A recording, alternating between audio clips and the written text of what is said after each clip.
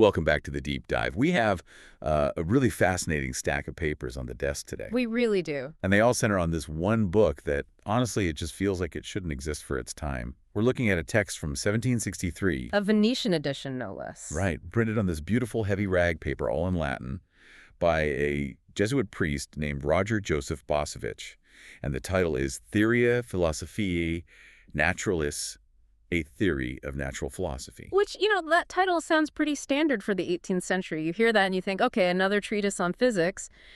But the subtitle, that's where the audacity really kicks in. It is audacious. It claims to reduce the entire universe, all of it, to a single law of forces. And when we say everything, we really mean everything. We mean physics, chemistry, optics. The nature of solids and gases. And then he just keeps going right into the nature of the soul and of God. Right. And usually when we look at scientific texts from the mid-1700s, we expect to see some pretty outdated ideas, maybe some phlogiston theory or confusion about what elements are. Sure, the usual historical curiosities. Exactly. But looking at our notes here, Boscovich feels almost terrifyingly modern.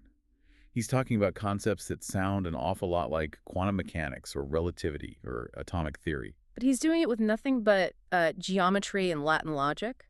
He has no colliders, no experiments to back this up. It's pure thought. That's the perfect way to frame it. Boscovich is this really strange, fascinating bridge. He is. He's standing right in the middle of the 18th century, and he's trying to mediate this huge intellectual war that was raging between the followers of Isaac Newton and the followers of Gottfried Wilhelm Leibniz. And in just trying to sort of patch up the cracks between their two worldviews, he accidentally invents the next 200 years of physics. He really does. So let's set the stage with that war you just mentioned, because I think to really get why this book is so radical, we have to understand what was broken in physics in 1763. Well, the crisis was, it was fundamental. It was about the very nature of stuff. Of matter itself. Of matter. On one side, you had the Newtonians, and their model of the universe was, incredibly successful. They had gravity, mechanics, planetary motion. Yeah. It all worked. And their view of matter, the stuff the universe is actually made of, was what they called the hard body model. Exactly. They believed that at the very bottom level, you had atoms. And these atoms were these tiny, indivisible, absolutely solid, impenetrable little chunks of stuff. Like microscopic billiard balls. Perfect analogy. Microscopic billiard balls that could never, ever break or deform in any way. Which, to be fair, makes a lot of intuitive sense. If I cut a rock in half, I get smaller rocks. Eventually I get to a rock so small I can't cut it anymore, an atom. And I just assume it's a hard little nugget. It's what common sense tells you. But on the other side of this intellectual war, you had Leibniz and the philosophers who were obsessed with something they called the lex continuitatis. The law of continuity. The law of continuity. This is the core idea that nature never makes a leap. Natura non facit soltum. Nothing in nature happens instantly. Nothing. Everything has to pass through all the intermediate stages. You can't teleport from point A to point B. You have to walk the distance in between. Your car can't go from 0 to 60 miles per hour in 0 seconds. It has to pass through 1, 2, 10, 30 miles per hour. And Boscovich, our guy, he was the one who realized that these two bedrock ideas, these Newtonian hard atoms and the philosophical law of continuity, were completely incompatible. Mutually exclusive. They could not both be true at the same time. So one of them had to be wrong. One of them had to go. And he proves which one it is with this thought experiment that is just. It's so beautifully simple, but it is devastating to the old worldview. It's what we call the collision paradox. Okay, let's walk through this, because in the source material, he really spends a lot of time laying this out step by step. He has to. It's the foundation for everything that comes after. So, all right, imagine two of these hard Newtonian atoms. Perfectly hard, no give whatsoever. Let's say atom A is moving to the right at, 10 units of speed. And atom B is moving to the left at 10 units of speed. They're on a direct, head-on collision course. Okay, head-on collision, they're going to hit. Now, here's the question.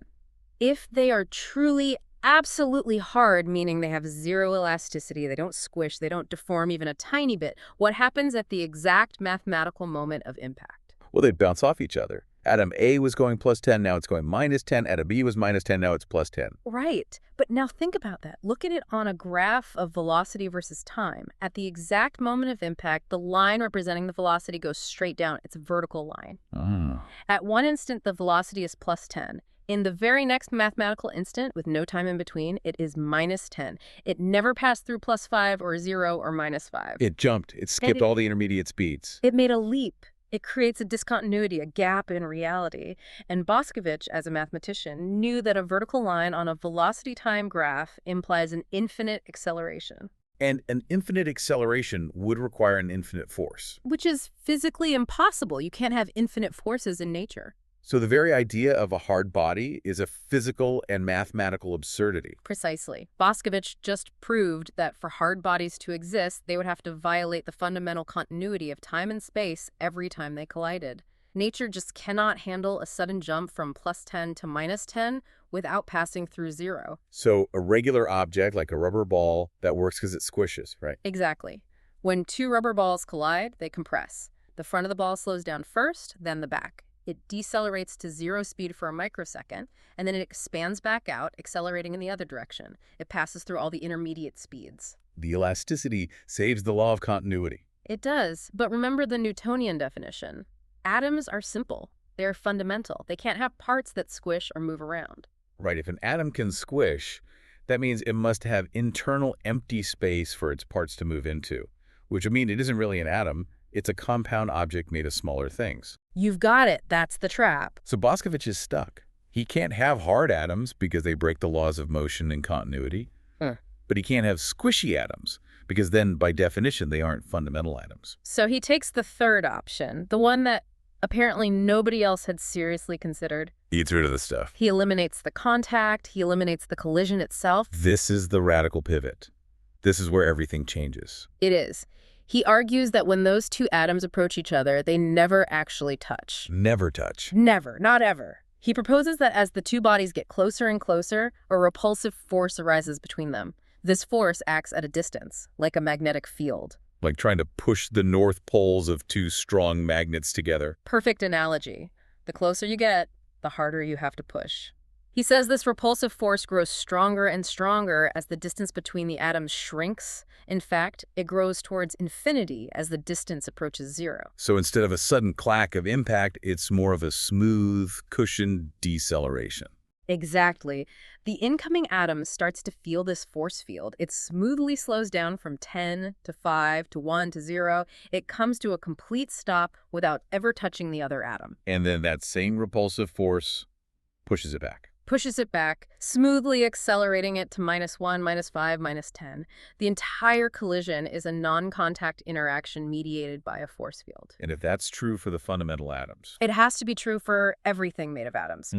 Which leads to this deeply unsettling conclusion that right now, as you're sitting there, your hand resting on the table is not actually touching the table. But I can feel it. It feels hard. It feels solid. Boscovich would say you are confusing the sensation of force with the sensation of substance. Okay, unpack that. What you feel as hardness or solidity is just the incredibly intense repulsive force of the table's points pushing back against the points in your hand. Your nerves are sensing a force field not coming into contact with matter. So if that force suddenly turned off, your hand would pass straight through the table like a ghost. The only thing stopping it is this invisible wall of force. Wow. Okay, so he's completely replaced the idea of hard matter with points that exert force. Yes. And this is the setup for his grand theory. Because once he establishes that this short-range repulsion must exist to prevent contact and save the law of continuity, he decides to map out this force completely at all distances. And that leads us to probably the most famous image in the entire book. It's labeled as Figure 1. The curve. We've got the diagram right here in front of us. And for anyone listening, it looks a bit like a squiggly snake moving across a graph. It's a single continuous line. And Boscovich's claim, his grand claim, is that this one single line explains everything. It explains gravity, chemistry, solids, liquids, and gases. It's an ambitious claim. We need to unpack this properly. Let's take it piece by piece. All right. First, let's just visualize the axes of the graph. The horizontal line, the x-axis, that represents the distance between two of these points of matter. Okay, so moving right is farther apart, moving left is closer together. Right. And the vertical axis, the y-axis, that represents the force between them. And there's a simple rule here. If the curve is above the horizontal line, the force is repulsive. It's pushing the points away from each other. And if the curve is below the horizontal line, the force is attractive. It's pulling them together. Got it. Above is push, below is pull. Correct. Now, let's take a journey along this curve. Let's start from the far, far right of the graph at huge astronomical distances, and then we'll move inward towards zero distance. So at these huge distances, like the distance between the Earth and the Sun, or even just between a rock and the ground. At those macro scales, the curve is below the line. It's a gentle, attractive curve that gets weaker and weaker the farther out you go. This is gravity. This is Newtonian gravity. Boscovich says gravity isn't some separate special force, it's just the tail end of this one universal force. And out here, it follows Newton's inverse square law perfectly. So he's preserved Newton where Newton is known to work. Okay, that makes sense. But the interesting stuff happens as we zoom in, right? As the distance gets smaller. Right. As we move from the far right to the left on the graph into microscopic chemical bond level distances, the curve doesn't just stay attractive. It suddenly gets much stronger, and then it crosses the line. It goes from attractive to repulsive. And then it dips down into attraction again, then up into repulsion, then down again. It starts to wiggle, to oscillate back and forth across that zero line. Why the wiggle? What does a wiggle do in physics? I mean, that seems like a strange feature. The wiggle is everything. The wiggle creates stability and complexity. Think about any point where the curve actually crosses the horizontal line. At that exact distance, the force is zero. It's a point of equilibrium. Exactly. But not all of those 0 points are created equal. Boscovich makes a crucial distinction here, which he calls limit points. Okay. Imagine the curve is like a landscape, and you have a tiny marble representing one of the points. If the curve dips below the line, it forms a little valley or a bowl. Right, a potential well. Exactly. And if you place the marble at the very bottom of that bowl... It'll stay there. If I nudge it a little bit to the left or right, it'll just roll back down to the bottom. Right. That is a stable equilibrium. Boscovich calls this a cohesion limit. If you get 2 points of matter to sit at this specific distance from each other, they are locked together. How so? Well, if you try to pull them farther apart, you're moving up the side of the bowl into the attractive region, so a force pulls them back together. If you try to push them closer, you move up the other side of the bowl into the repulsive region, and a force pushes them back apart. They're trapped. They're stuck in that little potential well. They are. And this, he says, is what a solid object is. A solid is just a vast number of points, all trapped in these stable geometric bowls relative to each other. They form a rigid lattice. So the hardness of a diamond is just a reflection of how deep and steep the side that those little bowls are in its force curve. You've got it. But then Boscovich asks the next logical question. What happens if we add energy to this system? In the 18th century, that means adding heat. Right. And for Boscovich, heat is just the agitation, the vibration of these points. So your little marble starts shaking back and forth in the bottom of its bowl. It's vibrating more and more violently. Exactly. And if you shake it hard enough, if you add enough heat, it might gain enough energy to jump right over the edge of the bowl. And what's on the other side of that edge? What happens then? Well, look at the curve. Right next to the cohesion bowl is usually a hump of repulsion. The curve goes up above the line. He calls this the fermentation zone. Fermentation was their catch-all term for things like chemical reactions, right? Yeah. Bubbling, fizzing, changing state. Exactly. So if the points jump out of that stable cohesion bowl and land on top of that repulsive hump, suddenly they aren't sticking together anymore. They are actively and violently pushing each other away. The solid, it explodes into a gas. It expands to fill its container. He's explaining phase changes. Melting, boiling, evaporation. It's all just points jumping between different zones on this one. Single curve. And he argues that there could be many of these bowls and humps, right? It's not just one of each. Correct. And the specific shape and number of these wiggles determines all of chemistry. It explains why some elements can combine to form stable molecules. They find a new, deeper cohesion bowl to sit in together, and why others won't combine at all. You mentioned the hardness of a diamond. What about something being brittle versus something being elastic, like rubber? How does the curve explain that? It's all in the geometry of the bowls. Imagine a cohesion bowl that is very, very deep, but also very narrow. The sides are almost vertical. Okay. The depth means the atoms are held together very tightly, so the material is very hard. But the narrowness means if you deform it just a tiny bit, if you pull the atoms just past that steep edge, they fall out of the bowl completely. There's no gentle slope to drag them back. Snap. Snap, the material fractures. It's brittle. Versus, say, a very shallow but very wide bowl. Exactly. In a wide bowl, the atoms can slosh around a lot without ever escaping. You can stretch it, And the gentle attractive force just pulls it back into shape.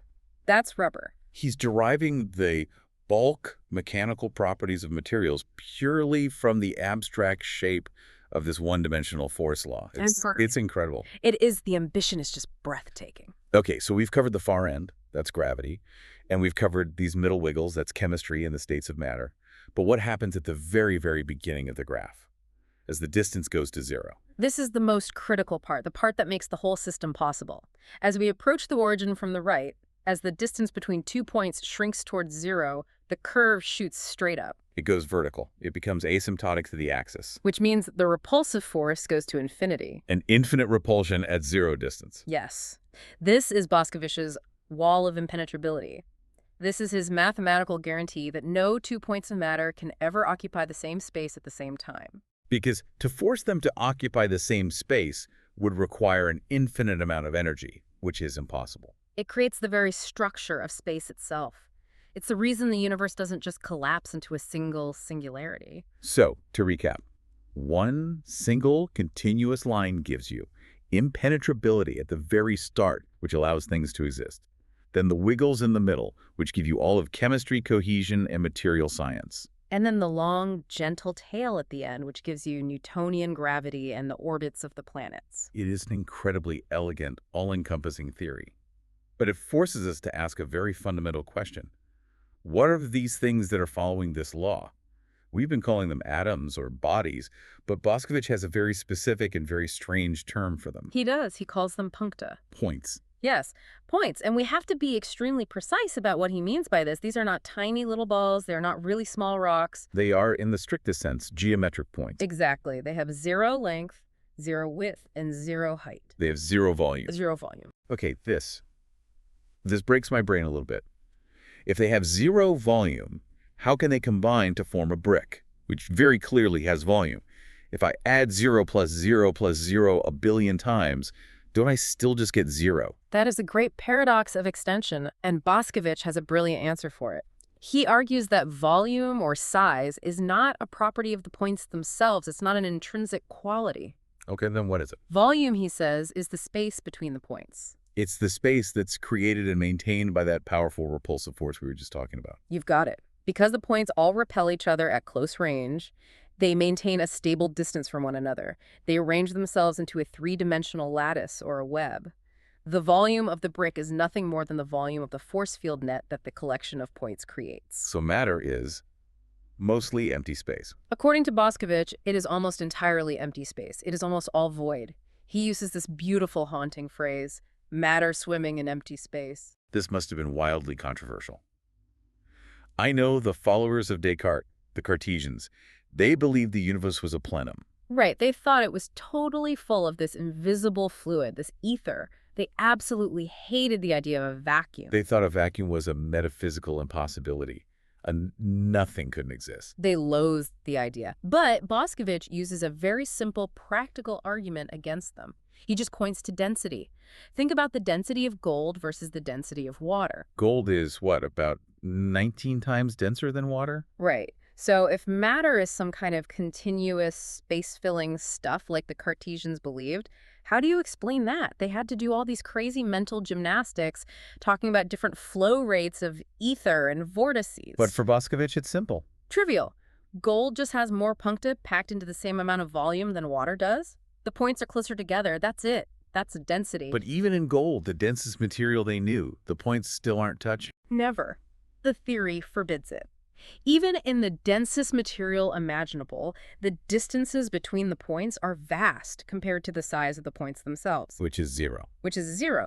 Boscovich does this little thought experiment. He says, look, imagine a line of these points. If there is any space at all between them, no matter how small, I can always fit another point in that gap. Mathematically, that's true. So logically, you could keep packing more and more points into the same volume forever. He realizes that our everyday sensation of solid matter is a complete illusion created by force fields. And he speculates, doesn't he, that if you could somehow find a force strong enough to overcome that initial repulsion and pack all the points of the entire universe together until they were actually touching, the whole universe would fit into a single point. or a very, very small space. He's anticipating the physics of a neutron star or a black hole where gravity becomes so immense that it overcomes the electron repulsion. His short-range force in matter collapses into this state of incredible density. There's another wild implication of this anti-space idea that you highlighted in the notes, the idea of penetrability. Oh, yes. This is a good one. If matter is just a sparse lattice of points separated by these vast voids, Boscovich argues that it should be possible for a very fast-moving particle to fly straight through a solid object. That's right through the Earth, for example. Straight through the Earth without hitting a single thing. How is that possible? As long as it's moving fast enough and doesn't get snagged by one of the attractive poles or hit one of the repulsive centers dead on, it would just sail through the void between the points as if the Earth weren't even there. That sounds exactly like a description of a neutrino. It is a perfect 18th century prediction of the neutrino, a particle that barely interacts with the force fields of normal matter and therefore sees the entire universe as almost completely transparent. It's just chilling to think that in 1763, while people were, wearing powdered wigs and riding in horse-drawn carriages, this guy in Venice was calmly writing down that the ground beneath their feet isn't really solid. He was peeling back the skin of reality with nothing but logic. Let's move on to section 4 then. Light and optics. Boscovich was a noted astronomer and expert in optics. So how does he fit the phenomenon of light into this new point and force theory? Well, first, he sticks with Newton's idea that light is corpuscular. He thinks of it as being made of tiny, fast-moving particles. But he immediately runs into the same problem he had with atoms, the bouncing problem. Right. If light hits a mirror, it reflects.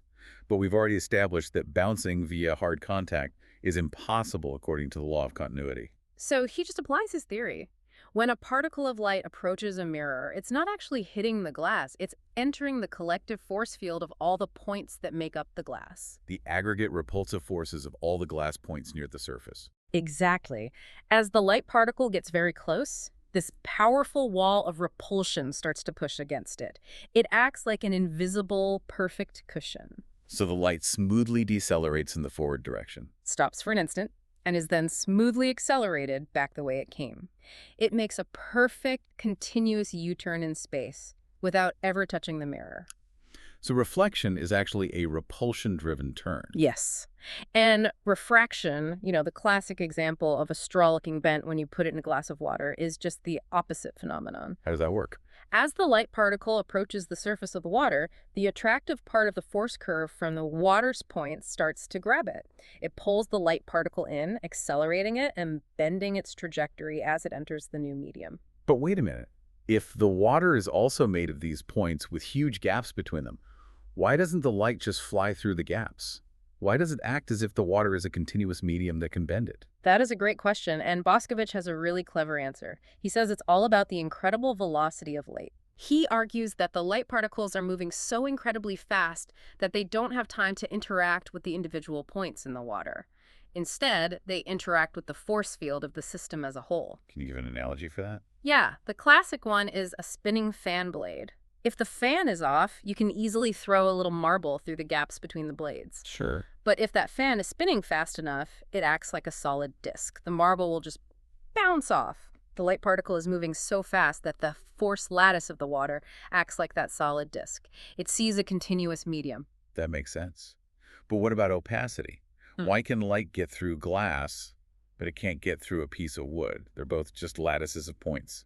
Boscovich suggests it's all about the internal arrangement of the points.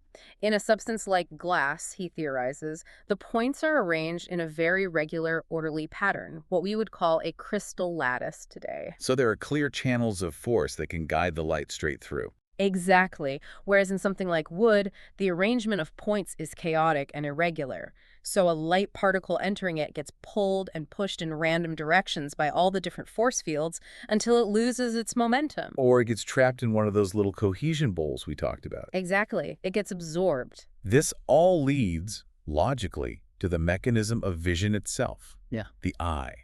How does he explain that? It's the same logic, just scaled down. He argues that the act of seeing is not the light particle physically smashing into your optic nerve. That would be a violent impact. It would be a saltus, a leap. It would be a jump, and nature doesn't do that. Instead, he says, the force field of the incoming light particle interacts with the force field of the nerve endings in your retina. It's a force handshake. It's a force handshake. The nerve feels the disturbance in the local field and sends a signal to the brain. So even inside my own eyeball, everything is still just action at a distance. Everything everywhere is action at a distance. There is no contact. You know, we've painted this picture of a universe that is very dynamic, very swirling. It's just points, vast voids, invisible forces. It feels almost chaotic. It does have that feel. And yet, Boscovich was, at his core, a classical physicist. He believed in order and predictable laws. So how did he reconcile this almost quantum-like chaotic view of matter with the beautiful clockwork stability of Newton's laws? This brings us to section 5. Right, this was the proof of concept part of the book. This is where he had to show the other scientists of his day that his crazy radical theory didn't actually break all the things they knew worked, like planetary orbits or the mechanics of a simple lever. He had to prove he could get the right answers, even if his method was totally different. So he starts by tackling the center of gravity. He does. He provides a very rigorous geometric proof. He shows that if you have a huge swarm of these points, let's say 1 billion of them, all making up a planet, and they are all internally pushing and pulling on each other with these complex wiggling forces. Oh, that internal chaos. The center of gravity of that entire swarm still behaves exactly like a single, simple Newtonian object. So all the internal pushes and pulls, they all cancel out perfectly. On the whole, yes. Internally, it's a buzzing, vibrant dance of forces. But externally, the aggregate effect of all those internal forces sums to 0. So the center of gravity of the planet moves in a perfectly straight line or stays at rest unless acted upon by an external force. Newton's first law is preserved. It's perfectly preserved. And he also derives Newton's third law. For every action, there is an equal and opposite reaction from his theory. He does. And for him, it's not even a separate law. It's just a direct consequence of the symmetry of his single force law. How so? Well, the force between point A and point B is determined solely by the distance d between them. That force acts on both points equally, just in opposite directions. A pushes B with force F, so B must push A with force F. It's built into the very geometry of the interaction. So what he's really saying is not that Newton was wrong. He's saying Newton was describing the large-scale average result of what was happening, while Boscovich believed he was describing the actual mechanism underneath it all. That is the perfect distinction. Newton's laws are the macro description. Boscovich's theory is the micro explanation. Okay, now we get to the part of the book that I think really highlights who Boscovich was as a person. Yeah. He wasn't just a mathematician or a physicist, he was a Jesuit priest. And that comes to the forefront in the appendix, section 6. Metaphysics, the soul and God. Right. And for a modern reader, this can feel like a really sudden left turn. We've been deep in what feels like modern physics, talking about force curves and differential calculus, and suddenly we're into theology. It can feel jarring. But for Boscovich, this wasn't a jarring left turn at all. This is the whole point of the exercise. He wanted to create a unified system of the world that could include both matter and spirit. The source material mentions his appendix De Anima on the soul. How on earth does he define a soul in a universe made of nothing but points and forces? This is where his thinking gets incredibly subtle and fascinating. He starts by defining the difference between matter and spirit. Matter, he says, is composed of points that have 2 key properties: position in space and inertia. They're stuck at a specific location, and they resist any change in their motion. Right. But the soul. He says the soul is also a simple, indivisible substance, but it does not have position in the same way. It's not located at a specific coordinate. So he rejects that old idea from Descartes that the soul lives in the pineal gland in the brain. He completely rejects it. He says if the soul had a physical location, an XYZ coordinate, then it would just be another material point. It would be subject to the law of forces, pushed and pulled around by other matter, and it wouldn't be free. Okay, so if the soul isn't in the body, how does it connect to the body? How does my soul move my arm? He introduces this amazing concept he calls virtual extension. Virtual extension. That sounds like a term from computer science or virtual reality. It really does, doesn't it? But he's using virtual in its older Latin sense from vertis, which means power or capability. So the power extension. Exactly. He says the soul is present in the body, not by physically being in the space of the body, but by having the power to act on the material points within that space. So its location is defined by its sphere of influence, not by a physical coordinate. You've got it. The soul is virtually extended throughout your nervous system because that is the domain where it can initiate motion in the points of your body. If you were to lose an arm in an accident, your soul doesn't get smaller. Its sphere of influence, its virtual extension, just shrinks because those points are no longer there for it to act upon. But this raises the huge classic problem, and I know Boscovich really wrestled with this. If the entire material universe is governed by his curve, that strict, unwavering mathematical law of force, then everything is determined. It's a clockwork machine. Point A moves because point B pushed it in a predictable way. Point B moved because point C pushed it. There's no room for deviation. So where is the room for the soul to make a free choice? This is the ancient conflict between determinism and free will, and Boscovich, he finds a loophole, or at least he proposes one. A very clever, very specific loophole in his own system. Okay, I like to hear this. He acknowledges that the laws of force are necessary and unbreakable. The curve is the curve. But he speculates that the soul might have the power to produce what he calls free motions. Does that mean the soul can just create new energy out of nothing? Because that would violate the conservation of energy, which is a cornerstone of physics. He's very careful about this. He knows he can't just break his own rules. So he speculates, and he's clear that this is speculation, that the soul might be able to change the direction of a motion without changing the total quantity of motion in the system. Give me an example of that. Okay, think of a train moving down a track. The engine provides the force, the energy, that's the physics. But there's a switch on the track that can determine whether the train goes left or right at a fork. And the switch itself doesn't push the train forward. It doesn't add energy. It just guides the existing energy. Exactly. Boscovich suggests the soul acts as that switch. It doesn't create the forces in the body, but it can guide them. He argues that if the soul triggers an action that has an equal and opposite reaction within the body itself, the total momentum of the universe remains unchanged. But the outcome, raising your arm, is a result of a free choice. It's a bank shot. He's trying to save free will by finding a tiny gap in the geometry of his deterministic machine. It is the desperate, brilliant attempt of a man who is both a devout priest and a rigorous physicist. He loves the beautiful order of the physical laws he's discovered, but he needs morality and choice to be real. Because without free will, there's no meaning to sin or virtue. It's all just atoms bouncing around. And what about God? The section De Deo. The notes say he uses the force curve itself as a kind of proof for the existence of God. He does, and it's not a traditional proof. It's what you might call an argument from selection, or an argument from fine-tuning. How does it work? Boscovich looks at that intricate force curve he's proposed. The asymptotic wall of repulsion, the specific wiggles, the long Newtonian tail, and he asks a simple question. Why this curve? As opposed to any other possible curve. Exactly. Geometrically, there are an infinite number of possible curves you could draw. A straight line, a simple parabola, a chaotic spiral. And he reasons that most of them, the vast, vast majority of them, would produce a universe that was a complete disaster. It would either collapse into a singularity instantly, or fly apart into nothing, or never form stable things like solids. Right. The fact that we have this specific, highly complex curve, one of the vanishingly small number of curves that allows for stable stars, planets, chemistry, and ultimately life, that fact, he says, implies a choice. A selection from an infinite menu of possibilities. And a selection requires a selector. He argues that the sheer complexity of it, the need to calculate the interactions of infinite points to produce a stable and life-bearing universe, requires an infinite wisdom and an infinite grasp of geometry. So God is the great geometer who chose the one right formula. And also the great sustainer.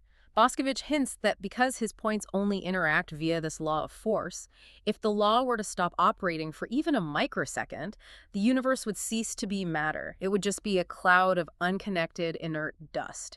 So the force is like the active, continuous will of the creator holding the world together moment by moment. That's a beautiful image. But Boscovich also saw the darker side of this perfect order. The notes mention a specific prediction he makes that is usually attributed to someone else entirely. Laplace, the idea of the demon. Yes, Section 7 covers the philosophical implications, and this is the biggest one, determinism. Boscovich writes very clearly that if there existed a mind vast enough to know the exact position and velocity of every single point in the universe at one single instant, And if it also knew the exact shape of the law of forces, the curve, it could, in principle, calculate everything. it could rewind the past with perfect accuracy and predict the future with perfect certainty. Yes. He wrote that to such a mind, quote, nothing would be uncertain, and the future, as the past, would be present to its eyes. That's almost the exact phrase that Pierre-Simon Laplace wrote nearly 50 years later. Boscovich absolutely saw it first. He saw the terrifying implication of his own theory. A universe made of points and forces is a script that has already been written from beginning to end, and that's precisely why he fought so hard to find that soul loophole we were talking about. He was genuinely terrified of the machine he had discovered. There's one last mind-bending concept from Section 7 that we should touch on. It's about the eternal return, or more accurately, the impossibility of it. Right, this connects to ideas we now associate with entropy and the arrow of time. He poses the question, can the universe ever return to the exact same state twice? Can all the points line up in the exact same configuration again, essentially allowing history to repeat itself? Like a cosmic Groundhog Day. Exactly. And he argues that the probability of this happening is essentially zero. He uses this wonderful phrase, infinities of infinities, to describe how unlikely it is. Why so unlikely? Because the points can be in any continuous position in space and have any continuous velocity. The number of possible states for the universe is therefore infinitely infinite. The chance of all the trillions upon trillions of points randomly finding their way back to the exact same set of coordinates and velocities again is so infinitesimally small as to be non-existent. So this moment, right now, you and I sitting here talking about this, is absolutely fundamentally unique. It has never happened before in the eternity of the past, and it will never, ever happen again in the eternity of the future. The universe is constantly, relentlessly exploring new, unvisited configurations. That adds a certain weight and significance to the present moment, doesn't it? It really does. It means that now actually matters. We have covered a huge amount of ground here. From the collision paradox that destroys the idea of solid matter, to the single force curve that builds it back up again, for the vacuum inside a block of gold, to the nature of God and the soul. It's been a journey. As we start to wrap up this deep dive, I want to come back to the so what question. Why should a listener today, in the 21st century, care about this dense Latin book from Venice written 1763? I think the answer is that, in a very real sense, we are all living in Boscovich's world now. We just call it by different names. Okay, let's list them. Let's make the connections explicit. All right. First, he predicted that matter is almost entirely empty space, held together by forces. Ernest Rutherford proved that in 1911 with his famous gold foil experiment, alpha particles sailed right through. Boscovich was right. He predicted that atoms are not hard little rocks, but are complex systems of equilibrium, of attraction and repulsion. That is the basis of the Bohr model of the atom from 1913. Electrons exist in stable orbits or energy wells, which are just like Boscovich's cohesion bowls in the curves. He predicted the existence of an incredibly powerful, short-range repulsive force that prevents matter from collapsing. That asymptotic vertical wall on his graph. Yes. We now know that as the strong nuclear force and the Pauli exclusion principle, the force that says you cannot collapse matter any further. Boscovich derived its necessity from pure logic 2 centuries early. And maybe most profoundly, he predicted the dream of a grand unified theory. That's the holy grail of physics today, isn't it? Yeah. String theory, M theory, all of these modern pursuits are trying to do exactly what Boscovich attempted in 1763. Find one single elegant law, one equation that explains both gravity and the subatomic world simultaneously. He was 250 years ahead of the curve. Pun absolutely intended. It really does change how you look at the world around you. The chair you're sitting on, the air you're breathing. It completely reframes reality. So I want to leave our listeners with this final provocative thought. If Boscovich is right, if his model is even directionally correct, then the solidity of the world you experience every day is a complete fabrication of your senses. A very convincing illusion. You have never, in your entire life, actually touched your spouse, or your children, or your dog. You are a complex swarm of zero-volume points, sensing the distant echoes of other swarms of points across a void. You are, in a sense, ghosts in a machine made of pure geometry. And the only thing holding you together, the only thing that gives you coherence and form is that one invisible, wiggling, mathematical curve. And if that curve, as Boscovich argued, was a choice made by a creator, what would happen if the choice were ever changed? What other universes with entirely different physics are possible? It's a lot to think about. It certainly is. Thank you for joining us on this deep dive into the truly remarkable mind of Roger Joseph Boscovich. My pleasure. It was fascinating. See you next time.